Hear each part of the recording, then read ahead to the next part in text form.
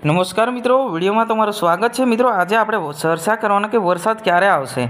ઘણા બધા લોકો કહી રહ્યા છે કે વરસાદ હવે 2-3 દિવસમાં આવી જશે, પરંતુ મિત્રો એવું નથી। હવામાન વિભાગ દ્વારા મળતી માહિતી અનુસાર આપણે બતાવી રહ્યા છે કે જે વરસાદ છે 15 થી 20 દાડા ખેંચી શકે છે, યાની કે લાંબો થઈ શકે છે। કેમ કે મિત્રો હજુ ઘણા બધા જિલ્લામાં બિલકુલ પણ વરસાદ થયો નથી।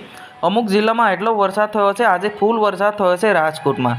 કેમ કે રાજકોટમાં એટલો વરસાદ થયો છે કે એક ગોડાઉનમાં ઘણું બધું નુકસાન પણ થયું છે। ત્યાં આગળ 5 થી 6 લાખ રૂપિયાનું નુકસાન હોવાનું અંદાજ સામે આવી રહ્યો છે।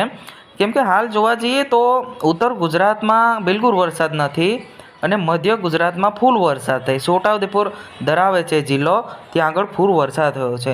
ઘણા બધા લોકો એ કહી રહ્યા છે કે દર વર્ષની જેમ આ વખતે પણ વરસાદ વહેલા આવશે, પરંતુ એવું નથી મિત્રો।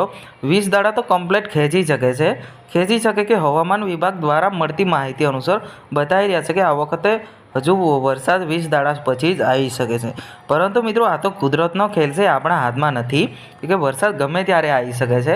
કેમ કે પણ અત્યારે અમુક જિલ્લામાં એટલો વરસાદ થયો છે, અમુકનું એટલું નુકસાન પણ કરે છે કે વગર ટાઈમે વરસાદ આવે તો નુકસાનનું ઘણું બધું હોય છે। કેમ કે હાલ ગોડાઉનમાં રાજકોટ ગોડાઉનમાં કેટલી બધી અનાજ ભરેલી ગુનો ત્યાં પલળી ગઈ છે એ ખેડૂતના, અને ખેડૂતે મળતી માહિતી અનુસાર એવું બતાવી રહ્યા કે એ ભાઈએ ગોડાઉનમાં બારે મૂકી હતી ગુણો, એવામાં અચાનક વરસાદ આવ્યો। એટલો વરસાદ આવ્યો કે હાલ પણ ચાલુ જ છે રાજકોટમાં।